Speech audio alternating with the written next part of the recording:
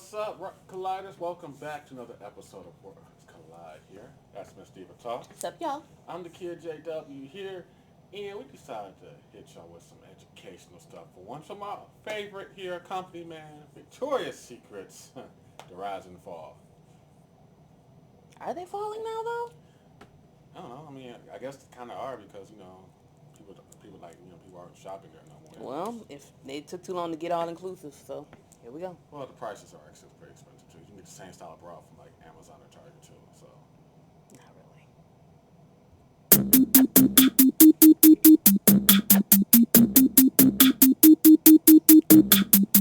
Victoria's Secret became a nationally recognized multi-billion-dollar brand widely known for selling lingerie, and I have to tell you, no other company can say that, not anywhere near this level anyway. In fact, they were the ones mostly responsible for changing people's perception of underwear, and that is quite an accomplishment. Consider that before they came around in the 1970s, women would typically buy it at a department store, just in a standard 3-pack or whatever. It's meant to be worn under your clothing, so the way it looked was hardly a factor in deciding which ones to get. It was all about comfort and practicality. Maybe for a special occasion. Ooh, them bras from them times. Lord have mercy. Cone titties, that's all I can think of.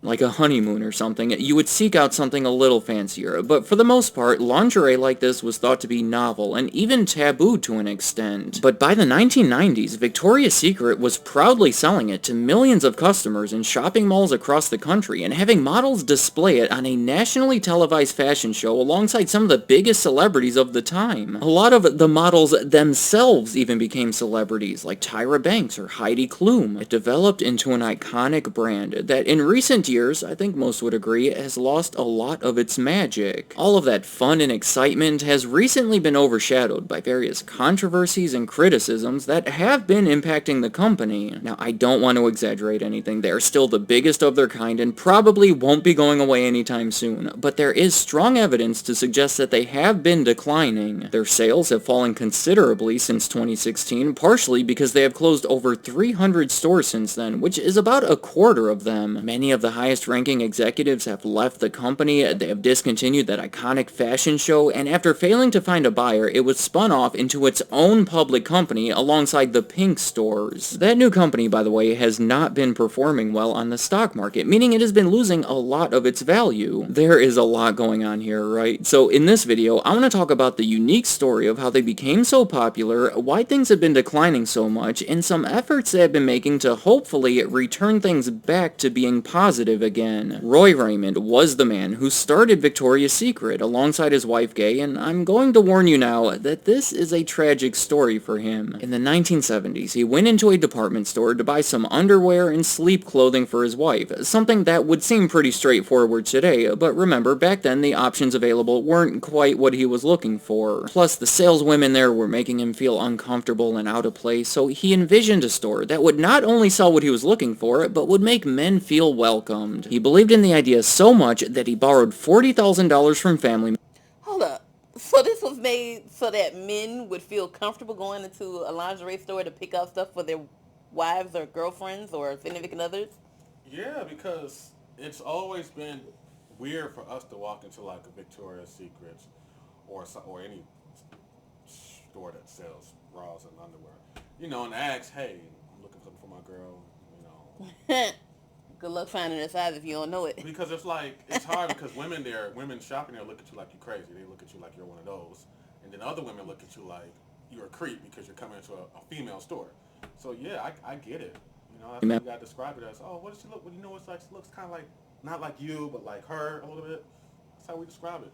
Members put that together with a $40,000 loan from the bank and used it to open the very first Victoria's Secret outside of San Francisco. Now, there was never anyone named Victoria involved in the business. Oddly enough, the Victoria in the name is referring to Queen Victoria from the 1800s. He wanted his store to have a refined type of atmosphere that resembled the Victorian era, something respectable. I don't know, he was kind of onto something, but from the way I see it, this was a peculiar business, a women's lingerie lingerie shop named after the former queen that would target male customers. It was successful enough to justify opening 3 more locations, but was reportedly close to bankruptcy when he sold it for about $1 million to a man named Leslie Wexner. Now, Leslie Wexner had started his own chain of women's clothing stores almost 20 years earlier called Limited. See, back then, his father was also the owner of a women's clothing store. When Wex... How the hell all these men are involved in women's shit? Because men know what we like. I would say men, we know what we like our women to wear and look like. So, it makes sense.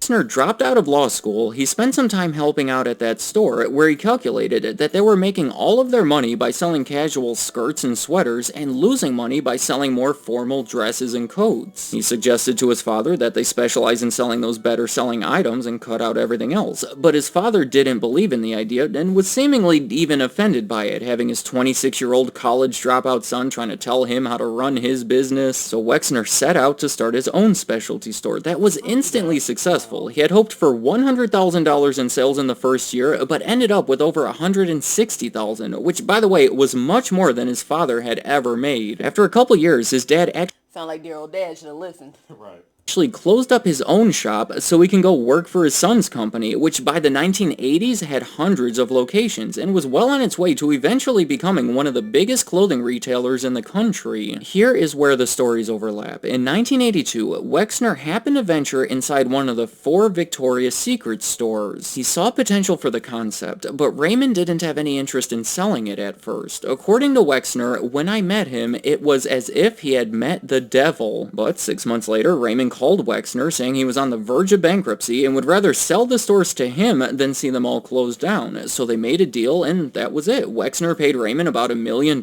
for Victoria's Secret, and it became part of his much larger retail company that by then also included Lane Bryant and Express. So Wexner, the second owner, is the one responsible for the success of Victoria's Secret. He was the head of the company and transformed a chain of 4 struggling stores into a national phenomenon. He restructured things to logically make females their new target customers by making them feel more welcome in the stores and receptive to the advertising. He made the items they were selling resemble a more affordable version of upscale European brands, even went so far as to print a fake European address on their catalogs as part of that image. He emphasized quality control and consistency with the sizes and fits of the clothing so people would return to buy more stuff, and over time they would become loyal customers. Not to mention the large company that was behind it supporting it financially and logistically. By the 1990s, everything was in full force and taking shape. That is when the fashion show started, and select models were referred to as angels and were known for wearing these large wings behind them. In 1999, that fashion show was broadcast over the internet for the first time. 1.5 million people tuned in, which were insane numbers back then, so many that it's... And mind you, he just said over the internet. Right. In 1999. And even, at least we know back then, even then they had video problems. Exactly. To crash the site, and that is considered to be the first major webcast. I do want to take a minute to go back to Roy Raymond, the original founder. After selling Victoria's Secret, he used that money to start a high-end children's retail store called My Child's Destiny. You are likely not familiar with it because for multiple reasons. It shut down after only 2 years, and that is tough. He lost all the money he made from selling Victoria's Secret while having to watch Victoria's Secret skyrocket into popularity. He attempted a few other businesses like a children's bookstore that also didn't work out. In 1990 he got divorced, and by 1993 he owed a lot of money to the IRS and yet again was considering bankruptcy. Well, the tragic ending is that Roy Raymond died at 47 years old after jumping off the Golden Gate Bridge. He will forever be remembered as the founder of Victoria's Secret, and that is a pretty cool legacy. Despite being gone for 30 years now, his creation is still relevant, and here we are talking about him right now. But as I said in the beginning of this video, the Victoria's Secret brand has been struggling, and some of it has to do with scandals surrounding the management of the company, including Leslie Wexner himself. Evidently, it was revealed that he has a pretty extensive history with Jeffrey Epstein. There's obviously... You know, I was just getting ready to cut it and say, what did you do? What did you do? What did you do? Were you harassing the models? No, What did, you know, what did you do? say that, but anybody with this guy is always going to be a negative aspect. You got that right. A lot that could be said about Epstein, but applicable here, he was a financial advisor to Wexner, among other things, and allegedly used to trick models into believing he was a recruiter and then be wildly inappropriate toward them. I'm going to leave it at that. I just said it. I literally just said it.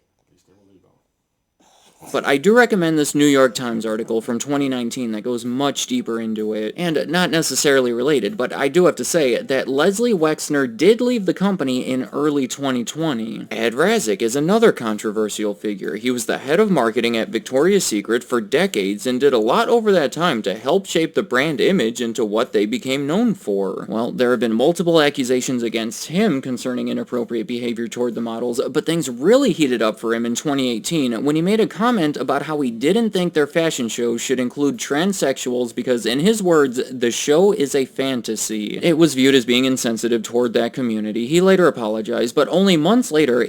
Sound like it might have been too late. I mean...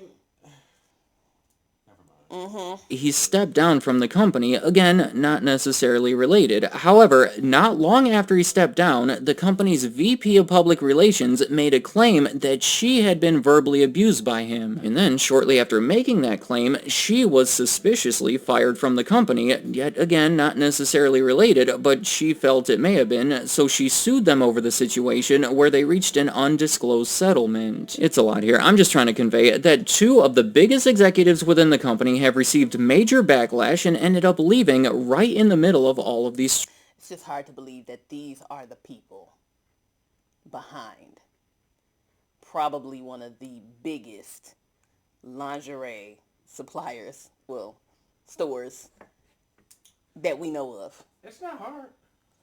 Because like you said before in one of our videos, way back when, men know what men like. Women know what women like. Obviously, a woman, I'm not saying y'all couldn't figure it out, but obviously, if you look at most clothing lines as lingerie or any fashion, it's usually created by men. Just like I'm pretty sure the makeup line industry was probably started by a man or a woman at some point. We're going to have to look into that. Yeah. Struggles. Questionable character of the leadership and behavior toward models have been factors in their decline, but potentially the biggest single reason is the fact that Victoria's Secret has become somewhat outdated and out of touch. What I mean is that the image of a traditional Victoria's Secret model is no longer widely accepted as the standard of beauty. Today's society promotes health and body positivity, and you get what I'm saying, right? I'm not trying to make any kind of stance here, but beauty comes from all different shapes and sizes, and Victoria's Secret has been slow to reflect that. Exactly. None of their models have roles. let's just, I get company man trying to be all politically correct and all of that. But yeah, they don't have roles. They don't have stomachs. They don't have cellulite. They don't have stretch marks. The traditional woman does. And Victoria's Secret just does not cater to them. But now they're trying to with this whole body positivity movement that we've been seeing in the past 3-4 years. So, yeah, he's right. So I did look up for the makeup thing. Makeup in America was invented because it wasn't really a concept until Florence Graham, Elizabeth Arden, came to the scene. So she introduced North America to the world of eye makeup. So that was created by a woman. Okay. Great example is their 2014 Perfect Body campaign that featured a bunch of models that were all very slender. It received a lot of backlash at the time, and my guess is that it would be even less acceptable if it were to come out today. After a slow start, Victoria's Secret has made considerable efforts to adapt to the changing times. In 2019, they hired their first transgender model, followed by their first plus-sized model, and if you look at pretty much any of their advertisements lately, they do seem to be much more inclusive. Their CEO said, "We are on an incredible journey to become the world's leading advocate for women." They went so far as to discontinue their famous fashion show for a few years before bringing it back in a much different form, and they phased out that whole angel theme with those wings that they would wear on their back. I mean, those are some of the things that they were most... Right. What was wrong with the wings? I remember... I think everybody should have had wings. Me and my dad used to always watch the Victoria's Secret fashion. This is not surprising. Well, for one, the audience was always a lot of men watching it. Obviously. So, you had a lot of people. For obvious reasons. Anyways, you like Cody Man, politically correct. So for us, it's like, okay, hey, we like to watch it because it's like, oh, it's one that's giving us ideas. Like, oh, hey, yeah, she look good in there. And then we're going to shop and buy that stuff. So it's a great way to market to the men as well. Because we see it, we want to buy it and whatnot. For our women and shit. So, most known for, so it has been a major rebranding. Now, you may argue that they have been going a little far with all of this, and in the process, losing their identity. Being more inclusive doesn't necessarily have to mean changing so much about themselves. Maybe the pendulum is swinging too far the other way, or maybe it's right where it's supposed to be. I don't know. It is a complicated issue, and I don't have all the right answers for it. As far as I could tell, there's no real evidence to suggest that their new strategy is doing much to pick them back up, but it may take some time. Let me know in the comments, what do you think about Victoria's Secret? Are they moving in the right direction, or has it been too much of an overcorrection? What do they have to do to rebuild the brand? Also, are you a customer of theirs? And if so, what makes you go there over any of their competitors? And how has your perception of the brand and the products changed over time? Do you like what they are doing better now or in the past? And any other thoughts you have about Victoria's Secret, leave them in the comments. So, to answer Company Man's question, am I a patron of Victoria's Secret? Yes. Have been for a very long time. But for me, it's always been mostly the underwear. Okay. Because their panty sales are always amazing, right? But as far as the bras, though, Victoria's Secret really didn't cater to, they more so catered to the itty bitty titty committee, and that's, it's no shade. It's just, that's who they usually cater to. I couldn't really find a bra that fit the way that I wanted it to fit at Victoria's Secret, because most of the time they didn't have my size anyway. So, as of late, yes, they do have a more size inclusive brand now. So yes, they do have bras in my size, but they still don't come in the style that the other smaller bras come in. That's just my opinion. That's what my experience is. So are they getting a little bit more inclusive? Yes. Is the pendulum swinging in the right direction? Yes. Is it swinging a little too far? Probably. But hey, whatever Victoria's Secret is trying to do to stay relevant, let them do it. It's obviously working. They haven't gone bankrupt. So anything else you want to add? I mean, as a guy here, I don't have the same views that you have. But what I can say is, for me as a guy, it's just like with any man. We see the stuff, we think, oh, this is cool, this is cute for our girl. Okay, cool. But then we run into people like you, who's like, I don't like that. I don't like this. I don't like that. Yeah, I'm extremely picky. So it's like, for us, it's like, oh, this look like, for us, we see it as like, oh, this look fine as hell. She gonna look good in this. Okay. And then we have y'all, I don't like this. Like, it's made for us to buy you guys that so we can see you guys and then look good in it. You know? But y'all don't care about lingerie. I mean, I know me personally. Do I care about if you putting little lingerie stockings on with little straps going to here and stuff, and straps and all that? That's just a lot for me to undo. This is what I need. But do I appreciate a nice, luscious bra with the girl sitting in it? Yes. All right, I get you. So, in my sense, from a guy's standpoint, lower the cost, because I can go to Amazon and buy one for like $30 compared to y'all. They $60, $70. That's true. So, lower the cost. Lower the cost. I think they have, just not on the really, really pretty ones. Because I'm going to be honest, if I was a woman, Targets, let's go. Because it's expensive for y'all to have, Yeah, the really pretty, supportive bras that we like. Yeah, it is. The bigger y'all sizes is. And the more money you got to spend. There's no way, no shading. The bigger the girls are, the more money you going to spend. That and the less styles. You get stuck with the basic beige, black, maybe a red lace one that's somewhat sprinkled in there. And a white. You don't get the nice, colorful purples, pinks, blacks, reds with the lace frills and stuff like that. But I think they're trying, Trying, but they're not that price. That's just my take on it, Well, as always, Colliders, if you enjoyed this reaction, go ahead and hit the like button. Share with someone who you think would like it as well. If you're not already a Collider, I don't know why you're not. Subscribing is free. If you want to check out Company Man's YouTube channel or watch this video for yourself, the links will be in the description, along with where you can see me and the official JW on our own YouTube channels as well. Bye, y'all. Later.